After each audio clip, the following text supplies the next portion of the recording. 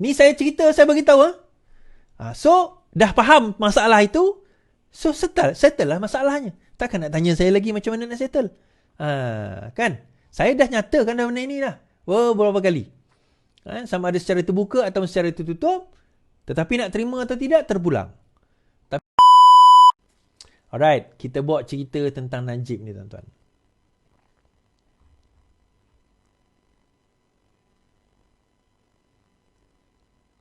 Okay.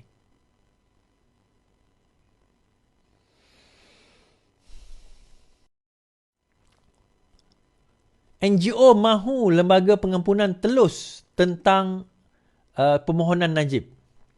Gerakan yang dikenali sebagai Projek Sama menggesa lembaga pengampunan di wilayah persekutuan mendedahkan sepenuhnya alasan permohonan oleh bekas Najib untuk menerima pengampunan diraja serta menuntut penjelasan terhadap show yang dibuat kepada bekas yang di-Pertuan Agong. Dalam satu kenyataan, Projek Sama berkata perkara itu perlu dilakukan segera selepas laporan yang tidak dapat disahkan semalam mengenai pengampunan terhadap Najib mengejutkan negara. Walaupun YDPA mempunyai kuasa budi bicara penuh ke atas pengampunan banduan di wilayah persekutuan berdasarkan perlembagaan, orang ramai berhak untuk dimaklumkan tentang alasan permohonan dan syur, termasuk sebarang pendapat tertulis oleh Peguam Negara dibuat kepada baginda. Ketulusan di pihak Najib disabitkan kesalahan dan Peguam Awam yang duduk di lembaga pengampunan, Peguam Negara penting untuk memastikan kepercayaan orang ramai terhadap mekanisme pengampunan yang termaktub dalam perlembagaan.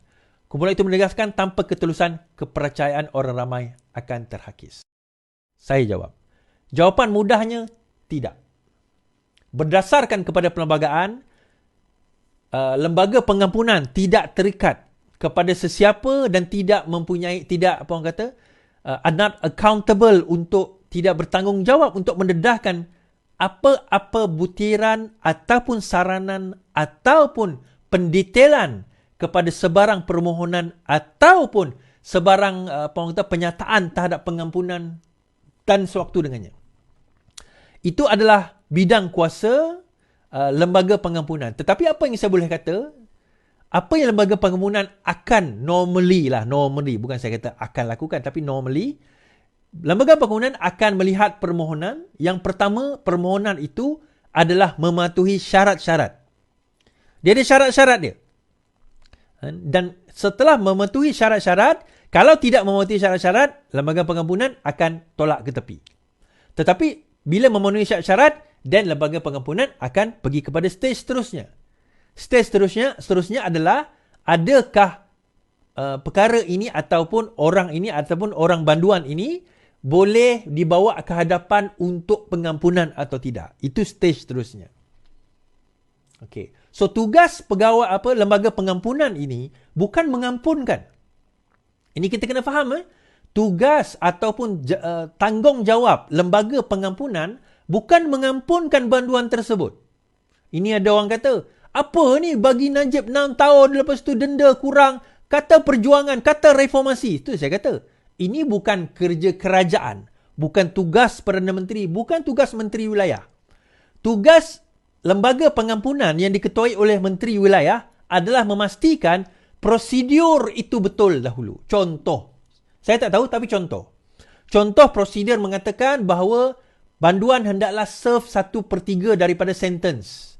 Maksudnya katakanlah penjara itu 12 tahun, dia dah serve 1/3 iaitu 4 tahun. Setelah lebih 4 tahun, maka layak untuk dia memohon untuk pengampunan. Memohon bukan meminta pengampunan, memohon, baru mohon. Belum tentu diluluskan. So katakanlah banduan itu baru setahun. Dia tengok-tengok, oh tak cukup. Maka tak perlu pergi kepada Yang di-Pertuan Agong. Pada peringkat lembaga pengampunan, mereka dah boleh tolak tepi, kata tak cukup. So adakah mereka ada kuasa untuk nak melangkaui prosedur tersebut? Tak ada. Even lembaga pengampunan pun terikat kepada prosedur-prosedur yang dia tetapkan. Tak, yang tadi tu contoh. Saya pun tak tahu prosedur dia apa. To be honest, saya tak ada buku prosedur untuk pengampunan. Itu contoh. So, prosedur itu yang kena pertama dahulu. Setelah prosedur itu lengkap, kemudian mereka akan menyerahkan barulah serah kepada Yang di-Pertuan Agong. Thank you, Diana.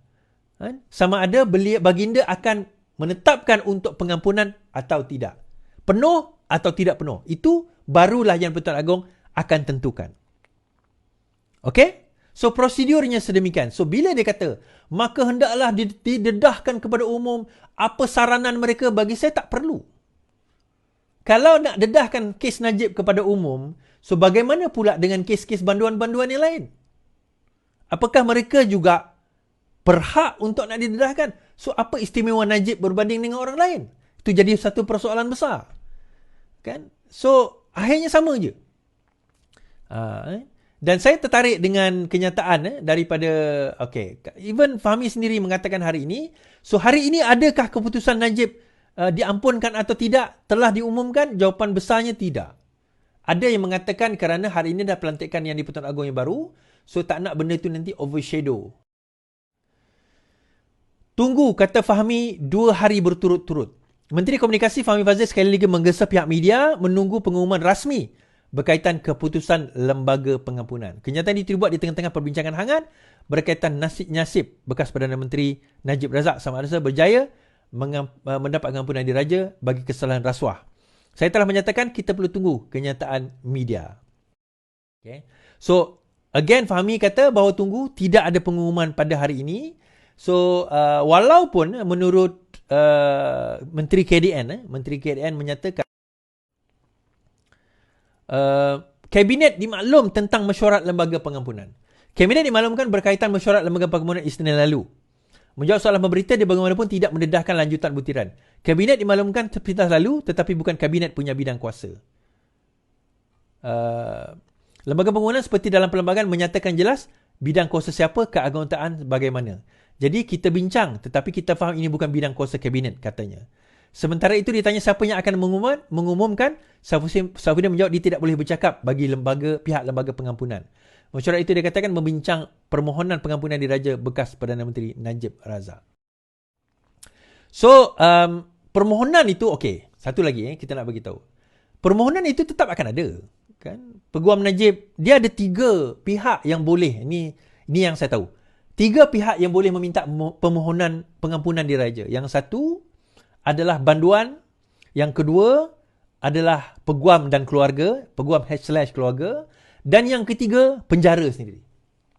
So 3 pihak ini boleh membuat permohonan untuk pengampunan diraja. Permohonan tu boleh dibuat, tetapi belum tentu lepas kerana dia ada second stage, iaitu prosedur macam saya sebut tadi.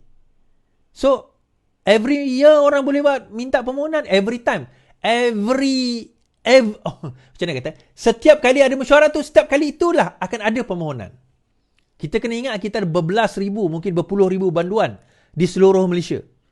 Permohonan tu mungkin banyaklah kita kata kan. Tetapi adakah semua permohonan itu akan dilayan? Bukan dilayan, dia akan dilayan. Tetapi boleh lepas, dia bergantung kepada prosedur. Kan? Walaupun lepas sekalipun, akhirnya Yang di-Pertuan Agong akan menentukan. Baik, kesannya bagaimana bagi saya? Kita baca. Najib dapat pengampunan atau tidak, Anwar tetap terkesan. Pengumuman rasmi Lembaga Pengampunan berkaitan Najib sama ada mendapat pengampunan diraja atau tidak tetap menjadi berita buruk bagi Perdana Menteri. Penganalisa politik Profesor Azmi Hassan berkata, jika bekas Perdana Menteri itu yang dipenjara atas kesalahan rasuah itu dibebaskan, Anwar akan dipuji menyokong UMNO. Geostrategis dan fellow kanan Akademi Penyelidikan menambah, Najib masih mempunyai sedikit pengaruh dalam parti. Justru kata Azmi, pengampunan Najib pasti akan mengembirakan akar umbi UMNO. Okay. Jika beliau terus aktif dalam kancah politik, sudah tentu dia akan menguatkan parti dan mereka akan mendapat lebih kepercayaan. Pun begitu, Azmi mengingatkan, pembebasan Najib juga akan membuat pengundi PH menyalahkan Anwar, bahkan mungkin tidak selesa bekerjasama dengan UMNO. Profesor James Chin yang percaya pengampunan diraja itu akan menyebabkan kerajaan hilang keyakinan dalam kalangan penyokong bandar yang tidak mahu melihat Najib dibebaskan. Pengampunan Najib juga, kata Chin, akan menjejaskan reputasi kerajaan Malaysia. Ketika imej negara semakin pulih daripada cara kerajaan menangani isu UNDP, katanya pengampunan Najib akan membuat orang ramai menganggap kerajaan sebaliknya tidak serius memikirkan rasuah. Pada masa yang sama, Chin mengingatkan walaupun mungkin terdapat bantahan, kesannya akan terhad kerana pengampunan itu berada di bawah kuasa penuh Yang di-Pertuan Agong. Sesetengah kumpulan Melayu mungkin akan melakukan bantahan tetapi tak banyak. Mungkin ini sama ada kerajaan persekutuan akan kekal utuh atau tidak. Jika Najib diizin meninggal penjara, Azmi percaya kerajaan akan menjadi status quo. Ini kerana Azizbin pendapat PH dan UMNO mengakui realiti mereka saling memerlu di antara satu sama lain sebagai parti politik. Baik. Now, ada lah yang mengatakan bahawa Najib akan dibebaskan daripada 12 tahun jadi 6 tahun, tolak setahun lebih, maka 2027 beliau akan dibebaskan. So 2027 itu apa tuan-tuan? 2027 adalah PRU ke-16. So pada waktu itu dia kata sangat sesuai untuk pembebasan Najib pada 2027 kerana 2027 mungkin bebas awal sikit kerana pada masa itu UMNO memerlukan dan juga PH memerlukan, UMNO memerlukan sokongan daripada orang Melayu. So berkemungkinan juga daripada pembebasan tersebut, orang Melayu akan kembali menyokong gabungan PHBN. Ini secara teorinya lah tuan-tuan. Namun begitu, saya percayalah, I believe, ini pada pandangan saya lah. Even katakanlah Najib dibebaskan sekalipun, dia mungkin memberi sedikit kepercayaan. Kita tak menafikan, pengaruh itu ada. Tetapi untuk kita kata bahawa benda itu akan benar-benar mengembalikan kepercayaan orang Melayu itu bagi saya sukar. Ini pendapat saya lah. Salah satu benda yang akan digunakan oleh PAS, PN lah kalau Bersatu masih ada, ialah sebagaimana mereka gunakan kes Zahid sekarang ini. Tuan-tuan tengok kes Zahid sekarang ni, sebagaimana mereka guna kes Zahid 42 kes, 47 kes, 47 kes, mereka akan gunakan juga pengampunan itu, walaupun dia tahu itu kuasa yang di-Pertuan Agong katakanlah betul kan. Mereka akan tetap guna. Sebagaimana juga kita kata kes Zahid itu pembebasan atas kuasa penuh pendakwa raya. Dia orang tak terima, dia kata tetap Perdana Menteri. Walaupun kuasa penuh yang di-Pertuan Agong, mereka akan tetap kata tak, itu kuasa Perdana Menteri. Dia akan ada dalam bisikan mereka, Perdana Menteri lah memberi nasihat, Perdana Menteri lah memberi nasihat. Padahal dalam kes Zahid, 40 kes VLN dibebaskan sewaktu Perikatan Nasional memerintah. Tapi yang tu mereka tak cakap. Mereka cakap yang 47 ni. Yang 40 kes VLN salah guna kuasa visa luar negara itu, yang tu mereka tak bincang. Yang mereka bincang yang ni, 47 ni. Sebab apa? Tengah trial. Tiba-tiba tarik kes. Sedangkan kes 40 tu DAA. Yang kes 47 DNAA. DAA lagi kuat. Tetapi itulah saya kata, mereka akan selektif dalam mana mereka nak attack. Sebab itu bagi saya, dia bukan masalah pembebasan atau bukan pembebasan. Dia macam mana kita nak manage isu. Macam mana kita nak manage image. Yang ini bagi saya kerajaan ini agak lemah. Kerana masing-masing nak tunjuk mereka pandai. Grup masing-masing nak tunjuk masing-masing pandai. So akhirnya, orang yang benar-benar sepatutnya boleh ke depan dan membawa image tu tak ke depan. Yang tak boleh ke depan, pergi ke depan, cadanglah macam-macam, keluarlah dana macam-macam, tetapi akhirnya tak ke mana.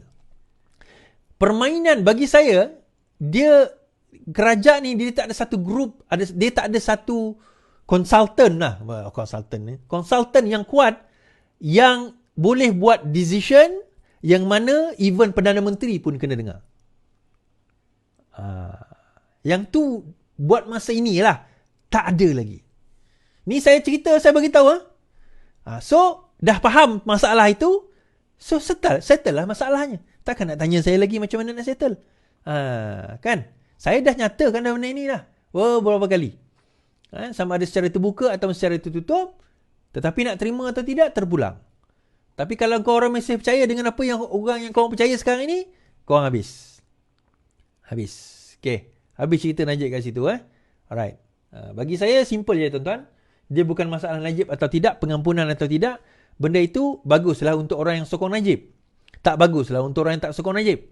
Tetapi dia macam mana kita manage image tu sendiri. Itu yang jadi isu yang besar. Baik.